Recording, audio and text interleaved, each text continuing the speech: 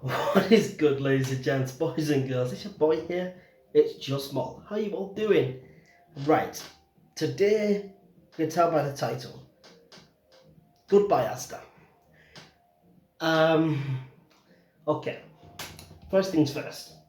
Let's make sure that the mouth is moisturized. What did he say? Ah. Okay. To those of you that do not know about me much, hello. My name is Jordan Molly, also known as Just Small, and I used to work for my local Asda store. So I was there for 2.5 years, and I enjoyed my time there as much as I could. Um, but um, there were massive reasons to why I did leave, and in today's video we're going to explore that. But first things first, today's sponsor. I'm joking. Everyone's just all like, boy, if you don't. No, but if you do enjoy what you see, click subscribe along with the notification bell. We're on the road to 2,000 subscribers, and of course, crush that like button as well. If you would like to see more style, more content that's like this, please let me know. A lot of people are just like, this motherfucker.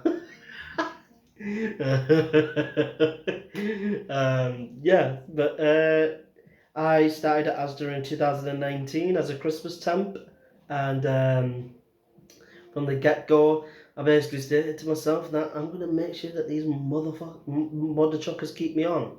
And I did that, and they kept me on. And that was literally within 3 weeks, and was given a permanent position, temporary contract, 8 hours it was, because they couldn't offer me any more hours at that moment in time. And I was doing the first, I would say, 5 months, about 30 to 40 hours a week. Well, actually, the first 3 months I was doing about 40, 45, maybe towards 50 hours a week. I was doing like 10-hour shifts, 9-hour shifts, 8-hour shifts. I wasn't doing a small shift anywhere. I was doing big shifts, long shifts, and then it came to the last 2 months before it kind of dropped down a bit, because it always does when you get into a new year. Um, Somewhere around 25, 30 hours. And I was happy, I was content, and it came to the period of time where COVID came, hit Asda quite heavily, lost an awful lot of staff. I remember being there when they did lose a truckload of staff. They lost so many staff, it was unbelievable. It's the highest turnover of staff that I've ever seen, and Asda have struggled with that over the time that I have been there. And I think it came to the point where I would have to say I. It's quite bad in a manner of sense, because you just sort of like, but I did do a lot of hours, and I felt like I should have been getting more contracted hours. I was on 18 hours a week, and I believe that I should have been on more. I should have been on like 25, 30 hours contract. As a 25, nearly 26-year-old young man who wants to work and needs work, and you get the gist. Um, just wasn't getting them, kept begging them for months and months and months and months and months. Give me more hours, give me more contracted hours, I want them. And every time they were losing more staff and the hours were there available to be taken, they never dished them out to me. And I went for a section leader job, I never got it. It is what it is with that. I felt like I could have been a good section leader, but that also was another reason to why I decided to move on. And I did that. And another big reason of why I left was when I was first there and when I started doing YouTube in May of 2020. And then it came to my first year anniversary of being an Asda colleague. It was a very toxic place. A lot of people would say lies about me in work to the managers trying to get me sacked, because clearly they were jealous because they thought I was earning a lot of money through YouTube videos, and I wasn't earning any money from YouTube videos. I'm still currently not earning any money from really, unless it's a sponsored video. Um, but I wasn't earning any money. Like my ad revenue, like I haven't met that final threshold just yet. I think I'm just over halfway of breaching that, and I'm very very humble to the day it comes where I do breach that, and I am legible and able and capable of earning money through doing YouTube videos, because this is my dream job, and I hope to one day make this my actual job. Because I love entertaining people and I love putting a smile on people's faces and making people laugh. It's what I feel like I was born to do it. As at a young age, I was always a character. I was always bubbly and always wanting to make people laugh. I was always like that, even as a kid. So when that was one of the main reasons to why I didn't want to stay there. It was a very toxic environment. Everybody was against you, especially me, it seemed, trying to get me sacked. All I know for a fact that the small group that they had, I knew who they were eventually, because they kept dropping off like flies. One or two would get sacked at the same time, and they would say lies about me. They'd get sacked, and they'd get sacked, and and every time it would happen, because eventually I stated to them, go and watch my YouTube videos and go and watch the podcast episodes, and you come back to me and tell me after you've gone and done your research and realised that nothing's been said. And that's when they started to listen to me. I remember breaking down 3 times at work and being sent home because I wasn't in the right frame of mind, because I was that emotionally and mentally destroyed and battered, because people were just clearly, obviously jealous because they thought I was earning a lot of money.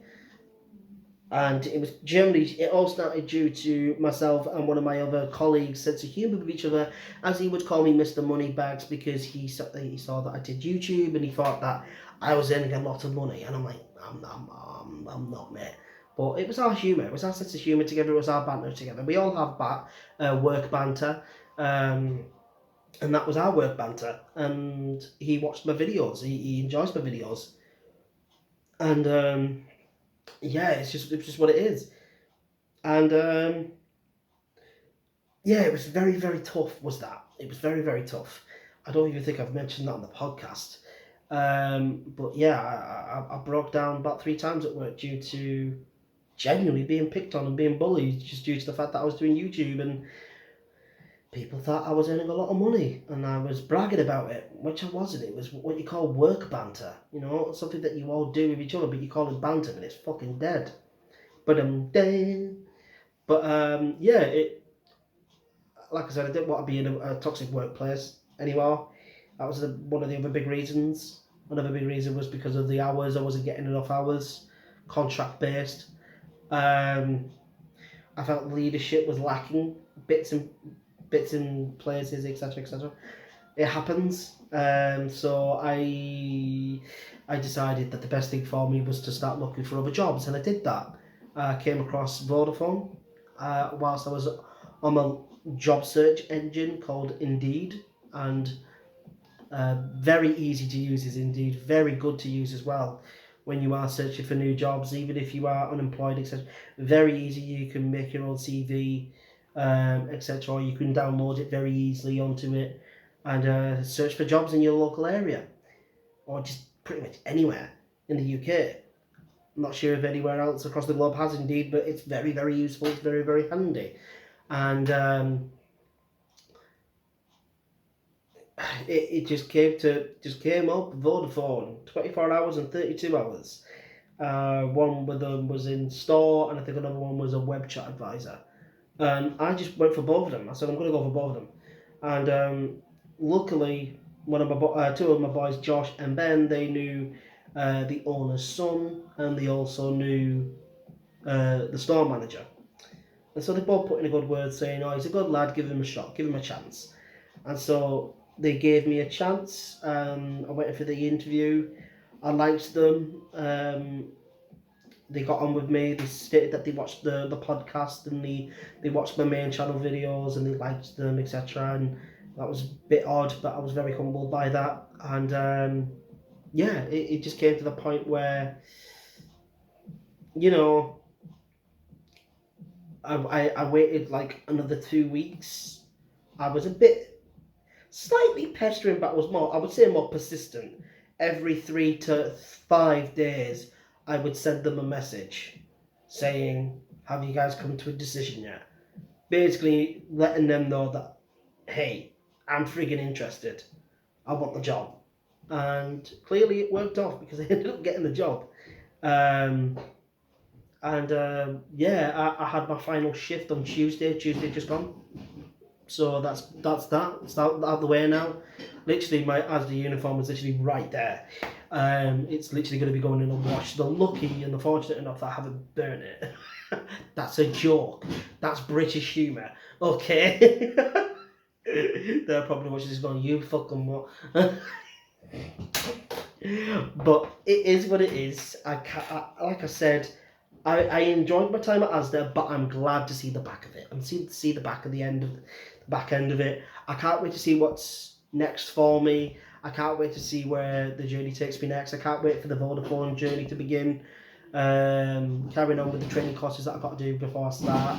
But of course, I'm going to try and get some videos done here and there for you all.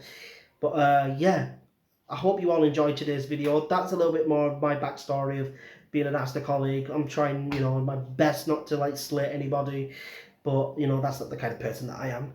But I'm just trying to be real with it as well. I think that there are some things that they need to work upon, but that's every single place. Every single place has to work on things, including I myself. I have to work on things. It's what we need to do to improve and become a better version of ourselves.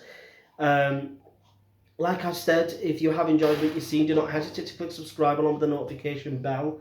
On the road to 2,000 subscribers, come on over, join the community, crush the like button as well. And if you would like to see more of this kind of content, please let me know, because I will not lie. This is something that I actually would like to try and get into. As you all have seen, I do my own podcast, the JBK podcast, which is live on Facebook every Sunday from 6 p.m. This week they have Lee Kellett, who is a local professional boxer, on, as they will also be talking about mental health as well. I will unfortunately not be available. I am not available for this week. It is what it is. Busy with a new job, etc.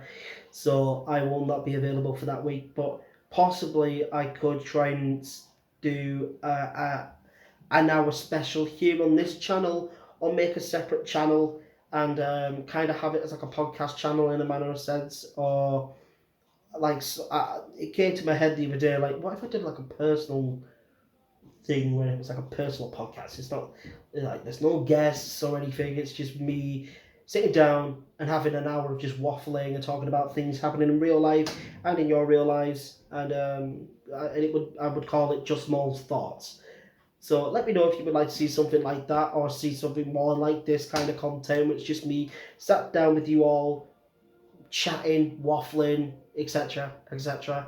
Thank you all ever so much for watching though. If you have enjoyed, subscribe, like and comment, and I will see you all next time. God bless, take care, and peace.